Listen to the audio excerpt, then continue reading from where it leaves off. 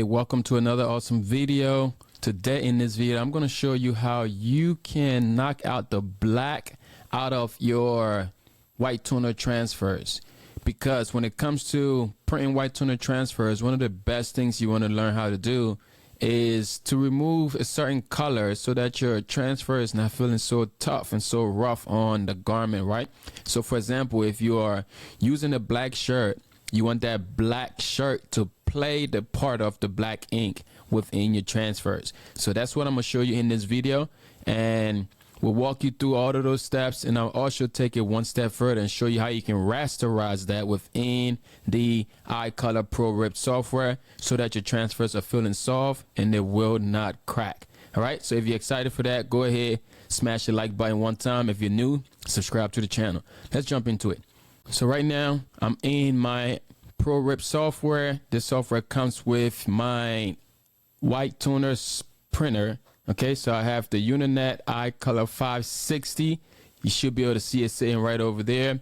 And what we're going to do here now, we're just going to import a graphic, right? And the best type of graphics to do here is it's going to be a PNG. But if you have a PDF, that's also going to work, but we'll have to take it one step further to rasterize it. And all of that could be done right here in the software. So you don't have to become an expert in another program or something like that.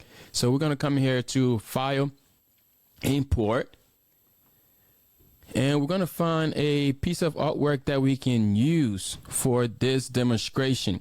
Or let's say you have one, if you have the program that all come with some files. All right, so the Uninet software is going to come with some files, and we're going to use one of those for example of this video so that you're able to follow along. So find your Uninet program, okay, your drive, and inside of your Uninet drive, there is a stock option there for artwork. We're going to click that, and we're going to select one of these. Let's put it on large so we can see which one we want to use. I'm going to use this zombie. No, let's go ahead and use this dog. Okay, so we're going to use this puppy right here for the example that we're going to do today. So first thing, when you bring your image into the software, you'll see this red box on the back on the right side. This just simply is telling us that the image is too big for the size of transfers that print out of here. So the Uninet 560 prints 8.5 by 11 sheets. So this image here is a little bigger than that. That's why you see this red. So in another video, I'll show you how you can use Smart Cut to cut this in half so that it actually lines up. But for this video here, we're just going to take the easy steps and we'll get this ready to be able to knock out this black.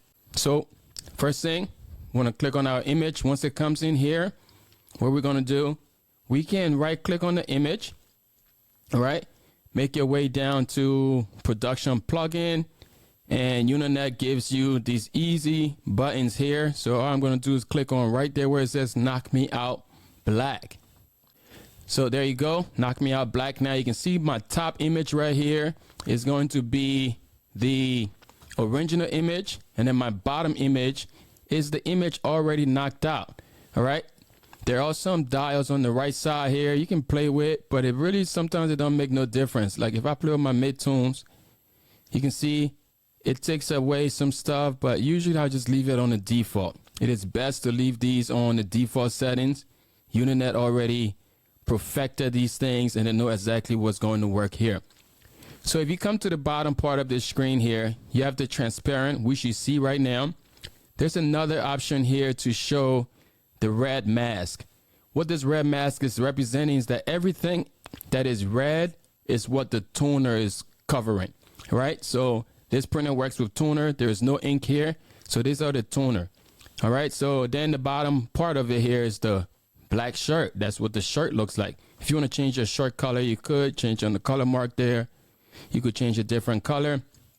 That's what your image would look like on red. It's not intended for that, but we're going to put it back on the black of which we want it to be on, or we can just go back to transparent, and now our image is good. And then once we hit this OK, all of the black is going to be knocked out of our image. All right, so you can see right now onto the right side, if I zoom out, my image is, there's no black in there, it's transparent. One thing I want to do here, we can fit this to the screen, fit this to the page. If you right click on your image, go down to modify, and then scale, fit to page, right? So that's going to make our image fit right within that 8.5 by 11 sheet. And if you look at the bottom part of our job section here, it tells us that our image size right now is 7.95 by 8.5.9. This is what it's going to look like when you print this. All right. So I told you I'll take it one step further, because even though we knock out the black off of here, there's another step you want to do. And this is going to be rasterizing, to add the holes within your garment. You want to add the holes so that your transfers do not crack. So to do that, we're going to right click on this image again on the left side. And we're going to work our way down to properties. Underneath for the properties menu here, you're going to where it says color layer, and we're going to come down to ink replacement. So ink replacement now is where you add the holes so your image does not crack. And these are the numbers here I would recommend. For frequency, we're going to put in 30. 30 right there. For angle, we're going to do 50.52. For hole size, I would recommend 1.85. Leave this check mark right here, and then come down, change this to 5.00.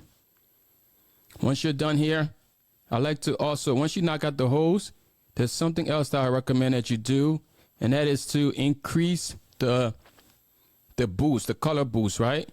So come over here to processing option, come down all the way down to the graphic color options, and I like to boost this up to like 10.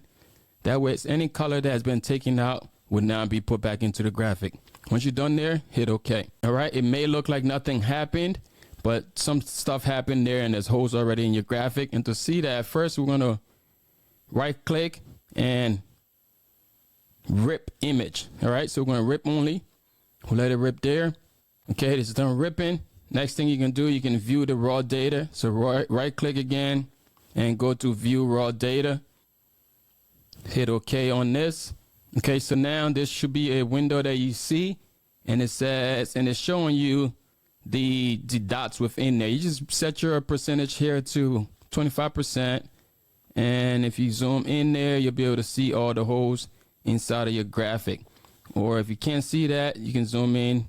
Let's go to 100%. It's a little too much, but you get it. You can see the holes inside of your graphics now. Let's go back down. Let's do 50%. So at 50% now, you can see all the different holes, all the circles that we just put in. This is going to make your graphic feel nice and soft. All right. So after this, you can just close this out.